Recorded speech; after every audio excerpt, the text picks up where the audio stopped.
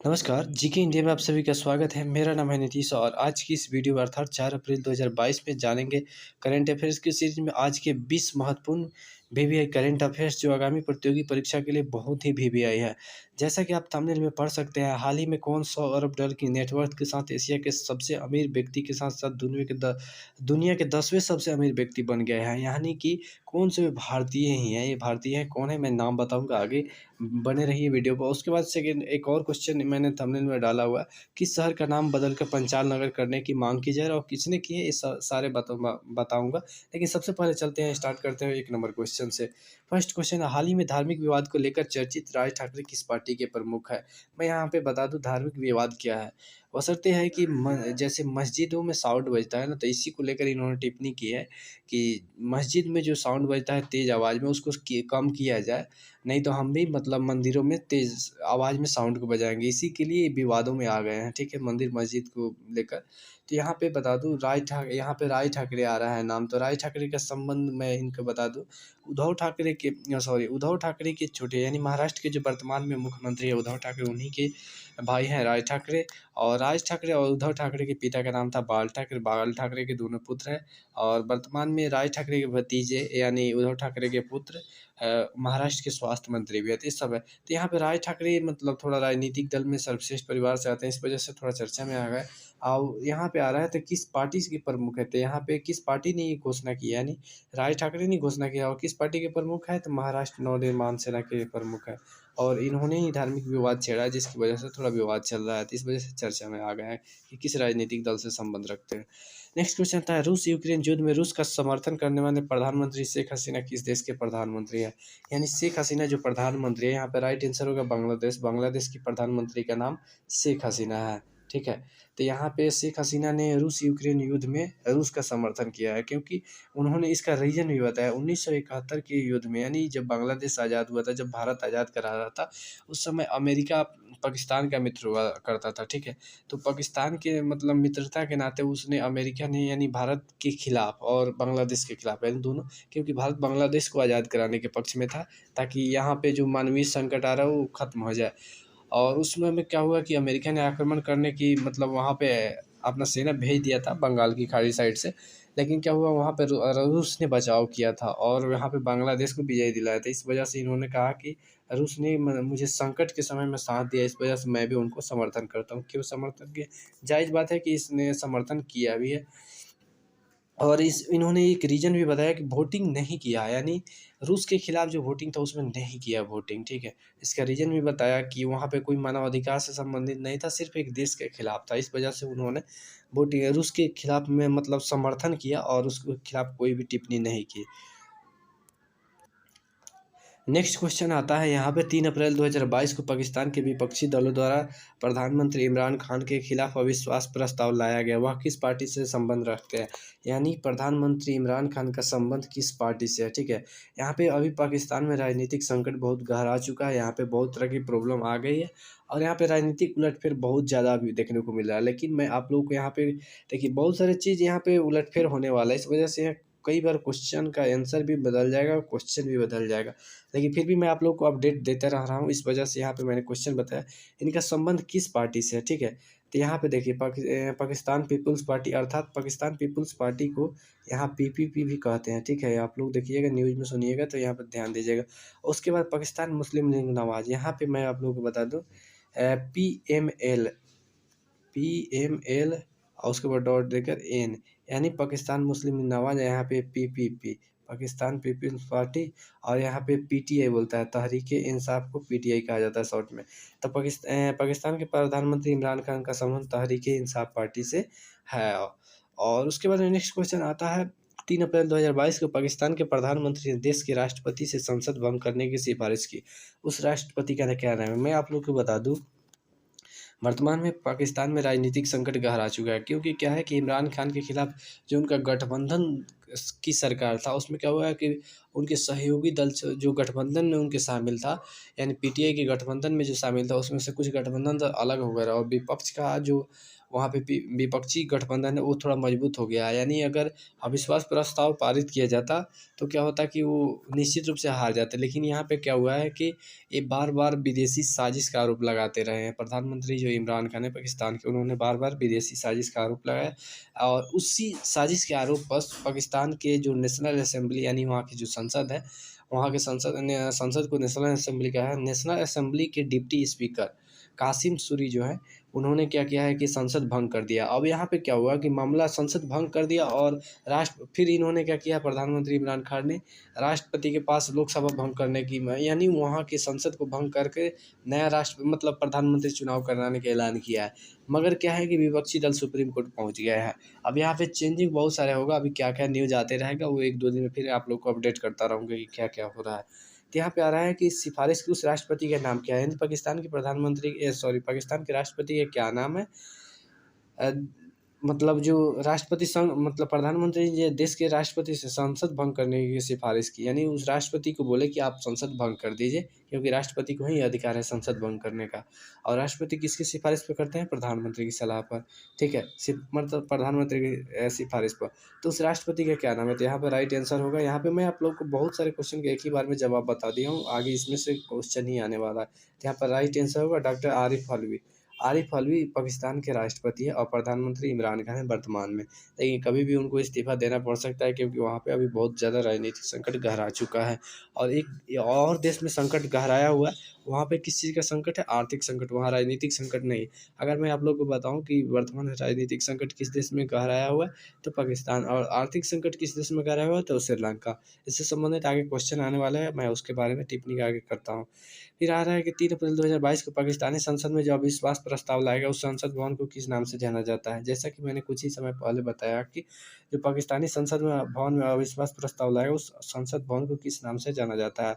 तो पाकिस्तान की संसद भवन को यहाँ नेशनल असेंबली कहा जाता है और नेशनल असेंबली के नाम से ही जाना जाता है।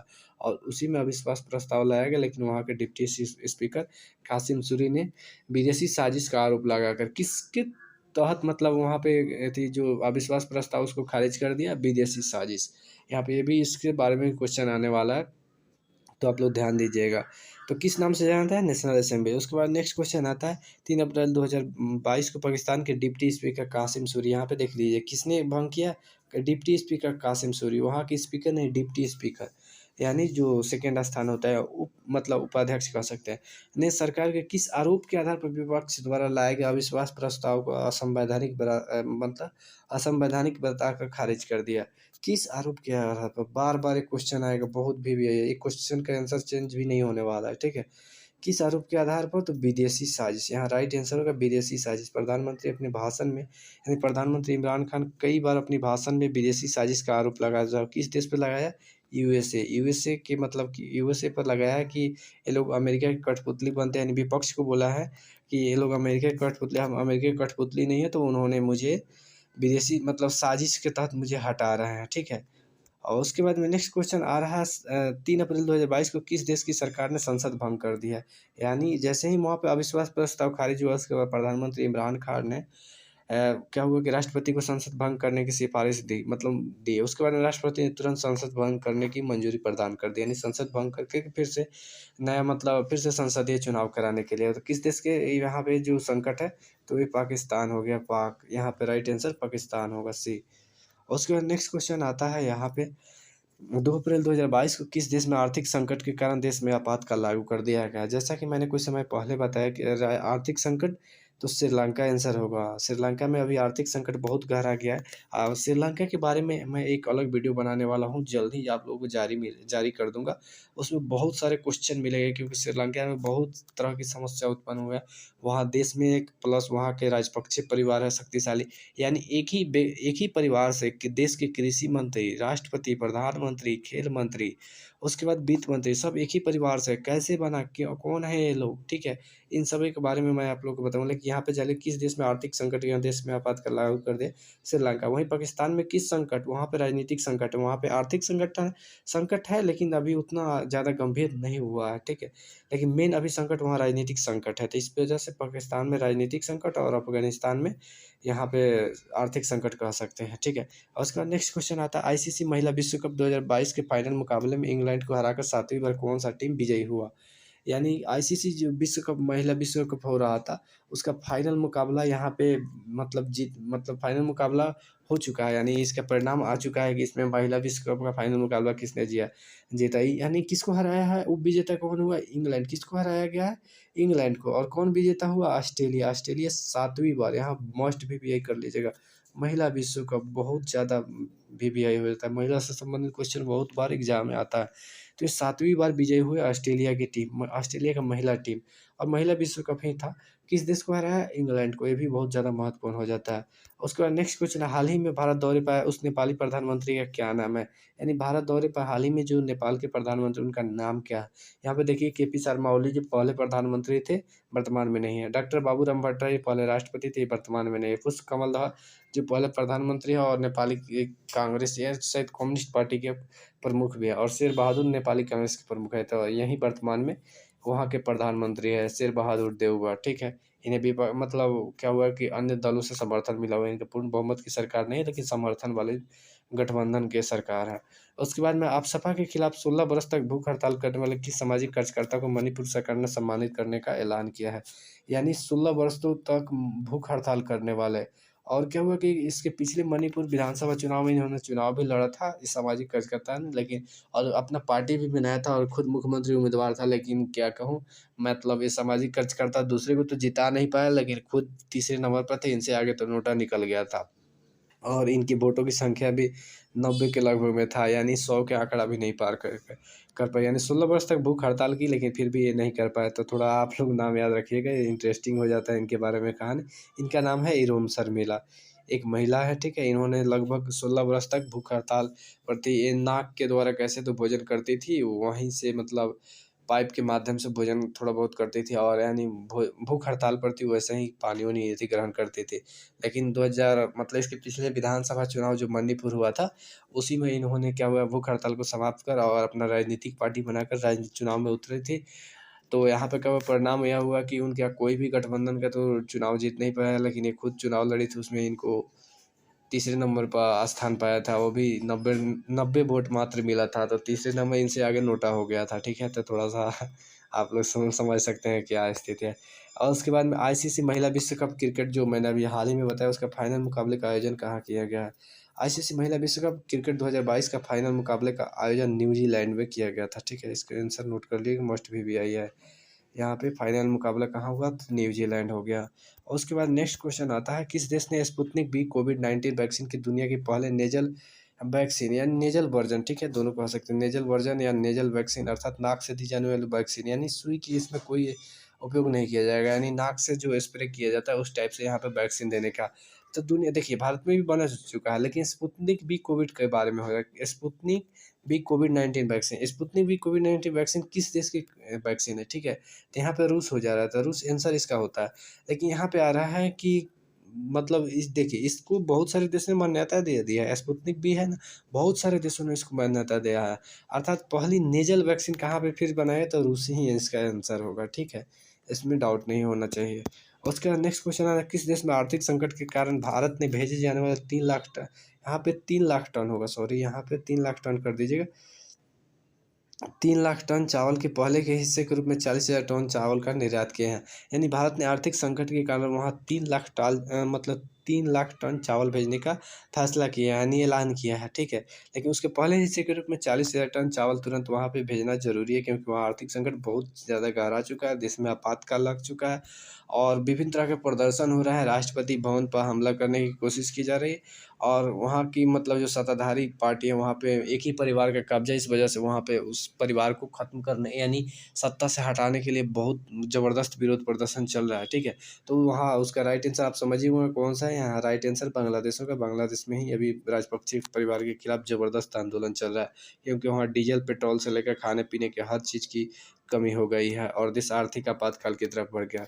उसके बाद में आ रहा है यहाँ पे हाल ही में, ठीक है, यहाँ पे देखिए हाल ही में कौन 100 अरब डॉलर की नेटवर्थ के साथ, जैसा कि आप थंबनेल में देखें, 100 अरब डॉलर की नेटवर्थ के साथ एशिया के सबसे अमीर व्यक्ति के साथ दुनिया के सबसे अमीर व्यक्ति बन गए हैं। ये देखिएगा, ये थोड़ा वीवीआई होता है, ठीक है, लेकिन ये बहुत जल्दी चेंजिंग हो जाता है, इसलिए थोड़ा उतना महत्वपूर्ण नहीं होता, लेकिन फिर भी वीवीआई होता है कि कौन एशिया के सबसे अमीर व्यक्ति बन गए हैं, ठीक है। तो एशिया के सबसे अमीर पहले से मुकेश अंबानी हुआ करते थे, वर्तमान में यहाँ पे गौतम अडानी बन चुके हैं। और ये सिर्फ ना एशिया के मतलब अमीर हैं, बल्कि दुनिया के 10वें सबसे अमीर व्यक्ति भी बन चुके हैं। और ये बहुत दिनों से ये कायम है कि भारत का जो सबसे अमीर होता है वो एशिया का सबसे अमीर हो जाता है, ठीक है। क्योंकि इससे अमीर नहीं होता है, कभी-कभार होता है, चाइना के एक व्यक्ति हैं जो मतलब एशिया के सबसे अमीर, लेकिन बहुत कम समय तक टिक पाते हैं, उसके बाद में फिर से यहाँ पे मैं आप लोगों को बता दूँ, गौतम अडानी कुछ ही समय में परमानेंटली, यानी बहुत जल्दी अभी चेंजिंग हो रहा है, अप डाउन बराबरी में दोनों चल रहा है। लेकिन बहुत जल्दी एक बार फिर बीच में गौतम अडानी एशिया के सबसे अमीर व्यक्ति बने थे, लेकिन फिर से फिसल कर नीचे आ गए और फिर से वर्तमान में अभी एशिया के सबसे अमीर व्यक्ति बन चुके हैं। एशिया के साथ-साथ भारत के भी सबसे अमीर व्यक्ति है, ठीक है। लेकिन अभी क्या है कि चेंजिंग अभी बराबरी में चल रहा है, लेकिन हमें आशा है 1 से 2 माह में गौतम अडानी सदा के लिए आगे हो जाएँगे और मुकेश अंबानी दूसरे नंबर पर स्थान पर आ जाएँगे। जैसा कि दुनिया के नंबर 1 और 2 में हुआ था। जेफ बेज़ोस बहुत मतलब एथी क्या हुआ था, जेफ बेज़ोस आगे-पीछे हो रहे थे, लेकिन जेफ बेज़ोस बहुत पीछे हो गए और एलन मस्क बहुत आगे हो गए। उसी सिद्धांत पर वर्तमान में गौतम अडानी और मुकेश अंबानी के बीच टक्कर चल रहा है। उसके बाद नेक्स्ट क्वेश्चन है, किस शहर का नाम बदलकर पंचाल नगर करने की मांग की जा रही है और किसने किया है? मैं बता रहा हूँ। पंचाल नगर, ठीक है, पंचाल नगर ये हो रहा है किस शहर के नाम बदलकर? यहाँ पे राइट आंसर होगा फर्रुखाबाद। फर्रुखाबाद कहाँ है? उत्तर प्रदेश में। उत्तर प्रदेश के फर्रुखाबाद से सांसद बीजेपी सांसद, ठीक है, यहाँ पे मैं आप लोगों को बता दे रहा हूँ। फर्रुखाबाद से बीजेपी सांसद, उनका नाम क्या है? तो मुकेश राजपूत। बीजेपी सांसद मुकेश राजपूत क्या हुआ कि फर्रुखाबाद से सांसद है और उन्होंने ही कहा है कि यहाँ पे जो फर्रुखाबाद शहर है इसका नाम मुख्यमंत्री योगी आदित्यनाथ को पत्र लिखा है कि फर्रुखाबाद का नाम बदल कर पंचाल नगर कर दिया जाए। वैसे आम जनता का रिएक्शन उन पे मतलब आ रहा है, लेकिन सबसे प्रथम मांग किसने किया है? मुकेश राजपूत, यानी फर्रुखाबाद के सांसद ने मांग किया है मुख्यमंत्री योगी आदित्यनाथ, यानी उत्तर प्रदेश के मुख्यमंत्री से उन्होंने मांग किया है कि इसका पंचाल नगर। इसका इतिहास भी बताया है कि मुगल सम्राट जो औरंगज़ेब था, उन्होंने पहले पंचाल नगर नाम था, उसको चेंजिंग करके फर्रुखाबाद कर दिया, इसलिए आप इसको चेंज करके फिर से पंचाल नगर ये थोड़ा राजनीतिक मुद्दा है, इस वजह से यहाँ इस तरह का है। लेकिन अब क्वेश्चन यहीं पे थोड़ा आया, किस नगर का मांग किया जा रहा है? पंचाल नगर। हो सकता है हो भी जाए, तो किस शहर का नाम है? पंचाल नगर का नाम बदल कर फर्रुखाबाद की मतलब मांग किया जाए। उसके बाद नेक्स्ट क्वेश्चन, हाल ही में भारत और किस देश ने एक व्यापार समझौते पर हस्ताक्षर किए जिससे 96% भारतीय सामानों को उस देश में ड्यूटी फ्री पहुँच मिलेगी? इसका राइट आंसर होगा ब्रिटेन। ब्रिटेन के प्रधानमंत्री और भारत के प्रधानमंत्री दोनों ने वर्चुअल मीटिंग में इस समझौते पर हस्ताक्षर किए। ब्रिटेन के प्रधानमंत्री का नाम है स्कॉट मॉरिसन, ठीक है, और भारतीय प्रधानमंत्री का नाम है नरेंद्र मोदी। आप लोगों को तो ये सब पता होगा। यहाँ पे स्कॉट मॉरिसन नोट कर लीजिएगा, ऑस्ट्रेलिया के प्रधानमंत्री का नाम है, ठीक है। और उसके बाद नेक्स्ट क्वेश्चन आता है, 1988 के बाद राज्यसभा में 100 सदस्यों का आंकड़ा पार करने वाली पहली राजनीतिक पार्टी कौन बन गई है? यानी 1988 तक राज्यसभा में किसी एक पार्टी का 100 प्लस सदस्य हुआ करता था। उसके बाद से बहुत दिनों तक किसी भी राजनीतिक पार्टी का 100 प्लस सदस्य राज्यसभा में नहीं होता था। लेकिन वर्तमान समय में जो चुनाव है उसके बाद में यहाँ पे 100 का आंकड़ा पार कर चुका है। वो कौन सी राजनीतिक पार्टी का है? तो आप लोग तो गेस करके समझ ही गए होंगे कि कौन सी राजनीतिक पार्टी वर्तमान में यहाँ पे 100 सदस्यों का आंकड़ा पार कर सकती है, ठीक है।